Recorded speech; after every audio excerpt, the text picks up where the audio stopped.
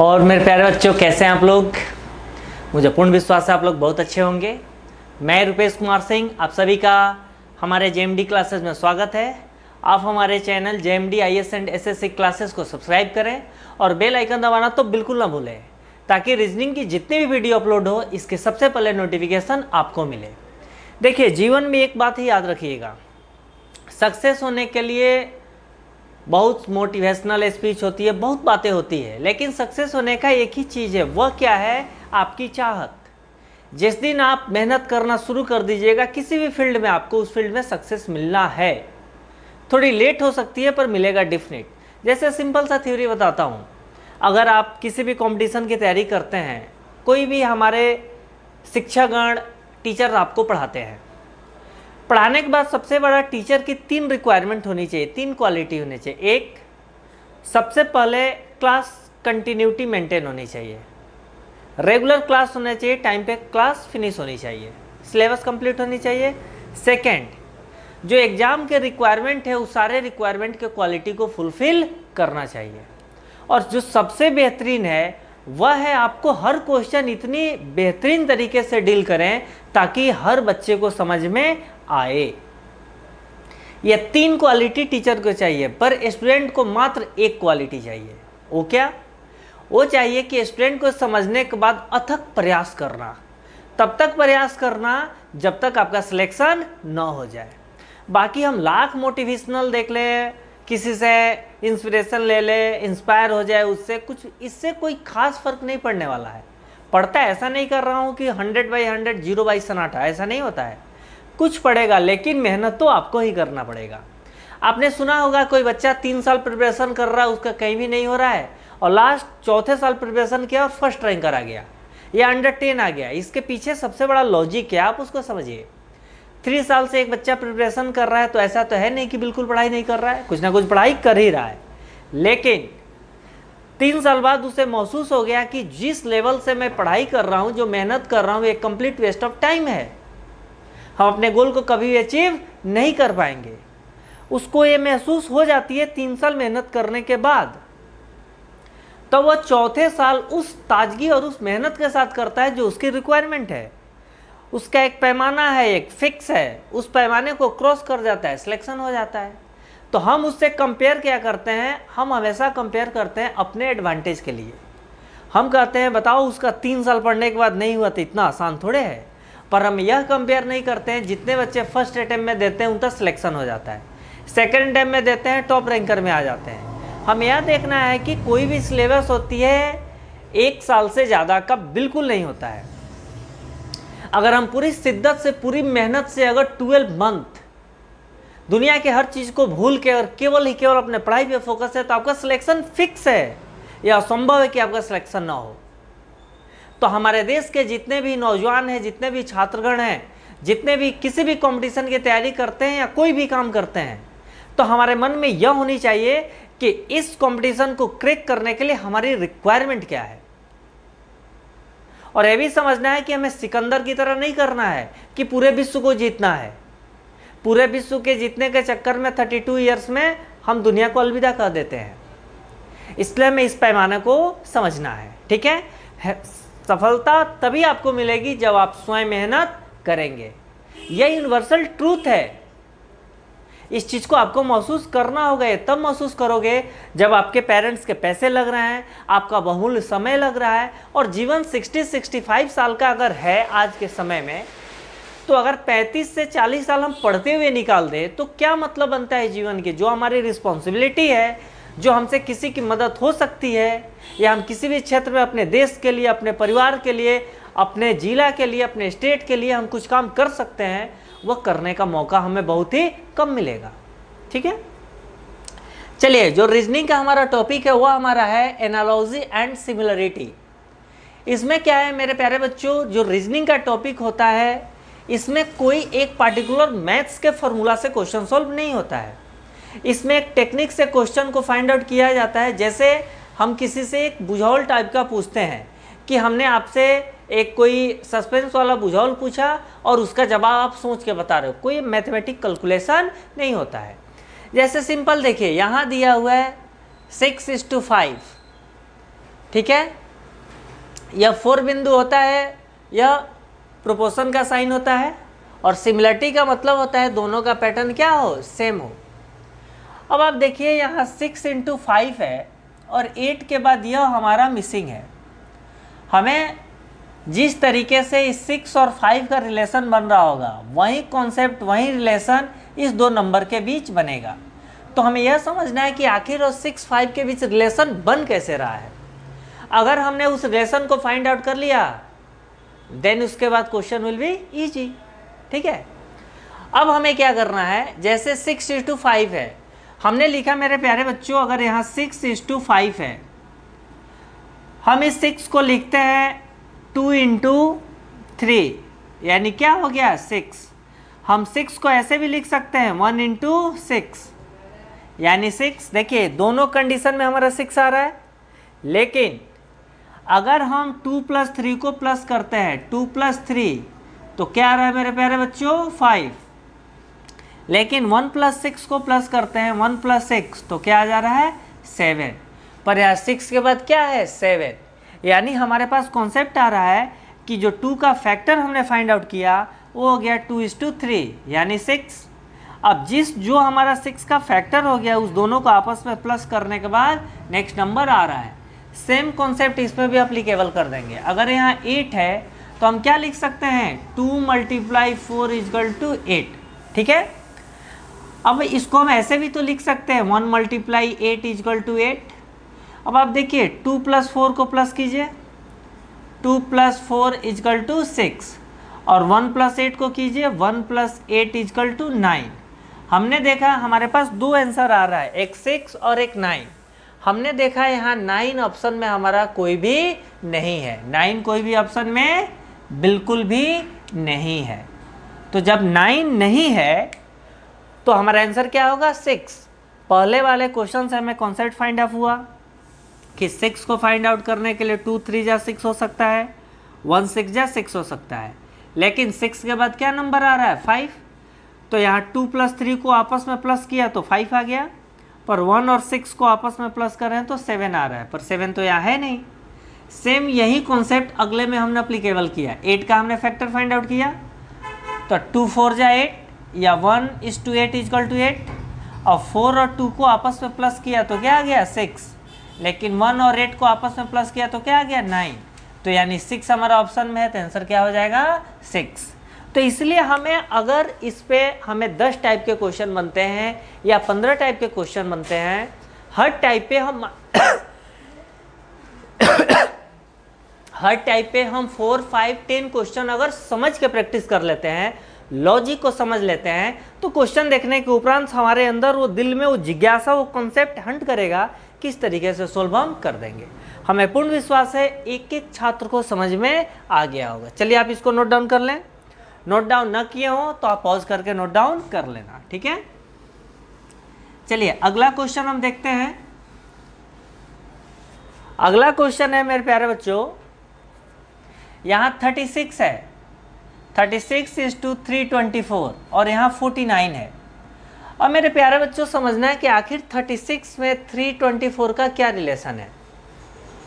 तो हमने देखा 324 अगर हम स्क्वायर करते हैं 18 का तो 18 का 324 हो जाएगा, ठीक है। 19 का स्क्वायर करेंगे तो 361। डायरेक्ट इससे कोई रिलेशन आ नहीं रहा है। हम क्या करते हैं, इस फर्स्ट नंबर 3 और 6 को आपस में प्लस कर दीजिए इंडिविजुअल, तो टोटल योग कितना हो गया, टोटल सम 9 हो गया। अब इस 324 को आपस में इंडिविजुअली प्लस कीजिए, तो 3 + 2 + 4, 4 + 2 6, 6 + 3 9। यानी हमने फाइंड आउट किया कि इस दोनों नंबर को, या 2 डिजिट का नंबर है 2 डिजिट का और यह 3 डिजिट का है, 3 डिजिट को आपस में प्लस किया तब भी योग 9 आ रहा है, 2 डिजिट को आपस में प्लस किया तब भी योग 9 आ रहा है। हमने आपको एक पढ़ा होगा डिविजिबिलिटी टेस्ट, जब हम करते हैं 3 और 9 का तो हम करते क्या हैं, अगर 3 से हमें चेक करना है कि डिविजिबल है कि नहीं, अगर यह 18 है तो दोनों डिजिट को आपस में प्लस करते हैं तो क्या हो गया 9, और 3 से डिवाइड करते हैं, 3 3 जा 9, ये कट गया, यानी 18 3 से डिविजिबल है। अगर 9 से हमें चेक करना है तो 108 है, तो 1 प्लस 0 प्लस 8 इजकल टू 9। अब इसको 9 से डिवाइड कीजिए, 9 1 जा 9, यानी कट गया तो 9 से डिविजिबल है, नहीं कटा तो डिविजिबल नहीं है। हमने सेम प्लस कर दिया, अब 9 9 आ गया। अगला आप देखिए, अब हमें यहाँ दिया हुआ है 49, क्या दिया हुआ है 49। हमने मेरे प्यारे बच्चों यहाँ 4 प्लस 9, इस 4 को 9 से प्लस कर दिया, कितना आ गया 13। अब हमें देखना है कि गिवन ए 4 ऑप्शन में से किस ऑप्शन के प्रत्येक डिजिट को आपस में प्लस करने के बाद 13 आ रहा है। 4 4 8 प्लस 1 9 नहीं आ रहा है, 4 5 6 नहीं आ रहा है, 4 3 जा 12 नहीं आ रहा है, 4 3 जा 12 प्लस 1 9, यानी ऑप्शन सी का एडिशन कितना आ रहा है 9। 4 प्लस 1 प्लस 4 प्लस 4 यानी 13। तो मुझे पूर्ण विश्वास है मेरे प्यारे बच्चों आप सबको समझ में आ गया होगा। जब हम मोर देन प्रैक्टिस करेंगे और लॉजिक को समझ के प्रैक्टिस करेंगे तब हमसे क्वेश्चन आसानी से बनेगा। चलिए नोट डाउन कीजिए आप इसको। अगला क्वेश्चन हम देखते हैं, और पूरी शिद्दत से मेहनत करें। जब तक आप पूरी त्याग के साथ मेहनत नहीं करेंगे रिजल्ट हमारे पक्ष में नहीं होगा। यह सच्चाई है, ये आपको हमको हर किसी को मानना है, ठीक है। दुनिया में एक ही चीज़ है मेहनत करने के उपरांत इस पूरे विश्व में आज तक कोई भी असफल नहीं हुआ है। इसलिए आप जिस चीज़ में आज तक कोई भी फेल्योर नहीं हुआ है वो तो दुनिया का सबसे आसान चीज़ है। यानी क्या आसान है, मेहनत करिए और कभी भी फेल मत होइए, ठीक है। चलिए अगला क्वेश्चन हमारा दिया हुआ है, क्वेश्चन दिया हुआ है 83 25 29। अब हमसे पूछ रहा है क्या होगा, ठीक है। ऑप्शन दिया हुआ है 25, ऑप्शन बी दिया हुआ है 16, ऑप्शन सी दिया हुआ है 49, ऑप्शन डी दिया हुआ है 36, ठीक है। अब मेरे प्यारे बच्चों आप ध्यान से इसको समझिए।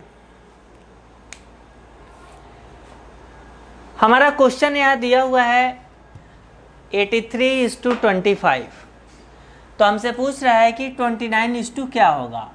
अब हमें सबसे पहले इस दोनों के बीच रिलेशन फाइंड आउट करना है। जो रिलेशन इस दोनों के बीच बन रहा होगा वही रिलेशन इसमें अप्लीकेबल करेंगे, तब ऑप्शन आ जाएगा तो हमारा आंसर हो जाएगा। बहुत बार ऐसा होगा कि इस दोनों के रिलेशन बनने के बाद सेम उसी कॉन्सेप्ट को इसमें अप्लीकेबल करेंगे तो हमारा ऑप्शन में नहीं आएगा, यानी वह कॉन्सेप्ट इस पर अप्लीकेबल नहीं है, ठीक है। अब आप ध्यान से देखिए, यहाँ 83 है, हम इंडिविजुअल इस 8 में से 3 को माइनस करते हैं, 8 - 3, तो मेरे प्यारे बच्चों आ गया 5। इसको डिफरेंस करने के बाद हमें 5 आ गया। अब हम इस 5 का स्क्वायर कर देते हैं, तो 5 का स्क्वायर करते हैं तो 25, इसलिए किया क्योंकि यहाँ 25 है। यही कॉन्सेप्ट हम इसमें अप्लीकेबल करते हैं। अगर यहाँ पे 9 - 2 करते हैं, 9 - 2 करते हैं तो यहाँ 7 आ गया। आप यह भी बोल सकते हैं कि जब यहाँ पहला फर्स्ट 8 में से हमने 3 को माइनस किया तो 25 आया, ठीक है। तो यहाँ 9 में से 2 क्यों करेंगे, आप यहाँ फर्स्ट में से सेकंड को करना पड़ेगा, इस कॉन्सेप्ट के अनुसार आप कर दें। अगर यहाँ 2 - 9 है तो क्या आ जाएगा -7। जब आप 7 का स्क्वायर करेंगे तब भी 49 आएगा, और यहाँ -7 का स्क्वायर करेंगे तब भी 49 आएगा, ठीक है मेरे प्यारे बच्चों। अगर स्क्वायर पावर हमारा इवन नंबर है तो माइनस हो या प्लस हो हमेशा उसका रिजल्ट क्या आएगा, पॉजिटिव में ही आएगा, ठीक है। अगर पावर हमारा ऑड नंबर रहता तब इस पर फर्क पड़ता कि अगर निगेटिव का पावर और ऑड है तो हमारा क्या आ जाएगा, निगेटिव आ जाएगा, ठीक है। तो हमें पूर्ण विश्वास है मेरे प्यारे बच्चों आपको ये समझ में आ गया होगा। तो आंसर क्या हो जाएगा, ऑप्शन सी। फिर से एक बार आप समझ लें, हमने 8 में से 3 को माइनस किया, तो 8 में से 3 को माइनस किया 5 आ गया। अब इस 5 का स्क्वायरिंग कर दिया तो 25, यहाँ 25 आ रहा है। इसी कॉन्सेप्ट को हमने इसमें अप्लीकेबल कर दिया। हमने 9 माइनस 2 लिखे तब भी 7 आएगा, या 2 माइनस 9 लिखे तो -7 आएगा। अब 7 का स्क्वायर करेंगे तब भी 49, -7 का स्क्वायर करेंगे तब भी 49। ठीक है, चलिए नोट डाउन करें आप इसको।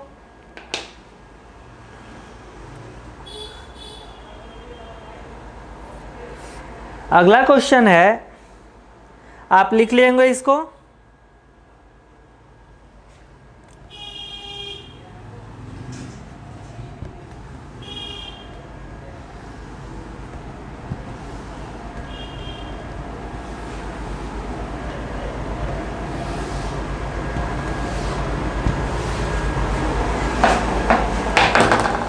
अगला क्वेश्चन है 5:30। 5:30 तो 7 क्या होगा?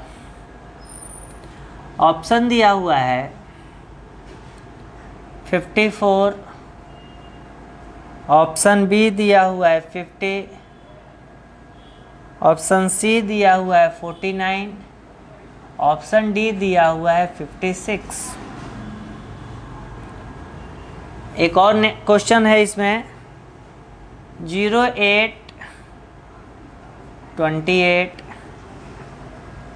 अब यहाँ 15 है तो पूछ रहा है इसके साथ क्या होगा। ऑप्शन दिया हुआ है 63, ऑप्शन बी दिया हुआ है 65, ऑप्शन सी दिया हुआ है 126, ऑप्शन डी दिया हुआ है 124। चलिए मेरे प्यारे बच्चों, आप इसको ध्यान से समझें। हमने सबसे पहले देखा यहाँ पे कि अगर यहाँ पे 5 दिया हुआ है, अगर यहाँ 5:30 है तो 7 यहाँ पे क्या होगा। ऑप्शन दिया हुआ है 54, 50, 49 और 56।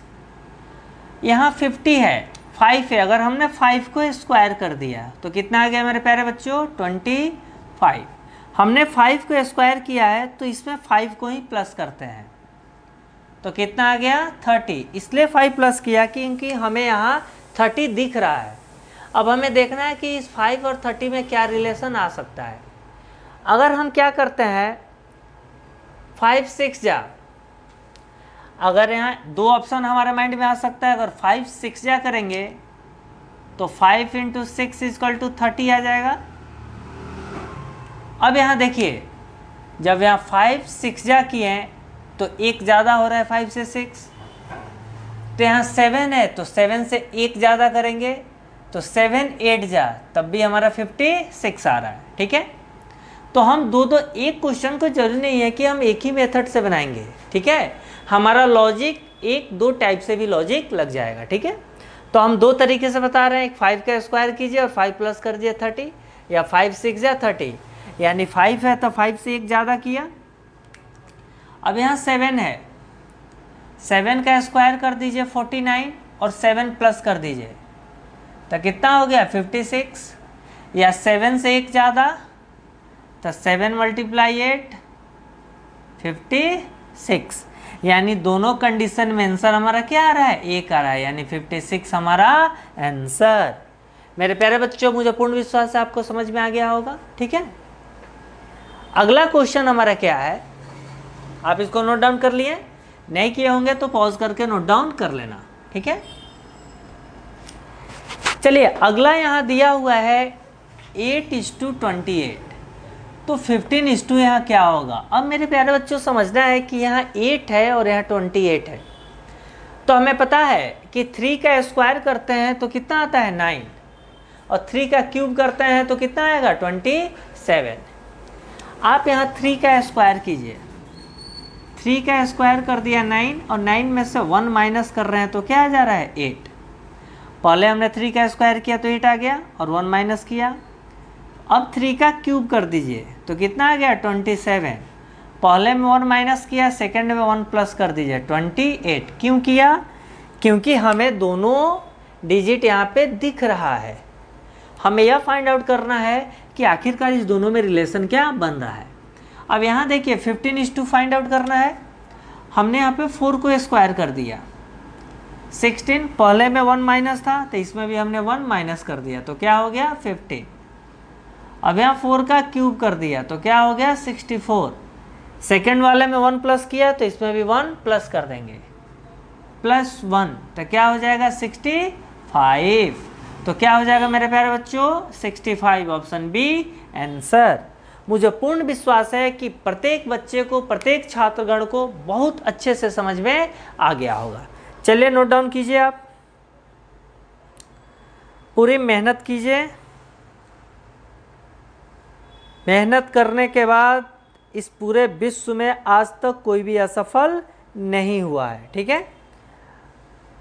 हमें एक ही बात कहना है कि जीवन में तरक्की करने के लिए हमारे पास एक ही साधन है। वो क्या साधन है? पूरे मन से हार्ड वर्क, कठिन परिश्रम। अगर हम कठिन परिश्रम नहीं करेंगे तो हम बहुत अच्छे स्टूडेंट होने के बाद भी हम अपना गोल प्राप्त कर नहीं पाएंगे, अपना गोल नहीं अचीव कर पाएंगे।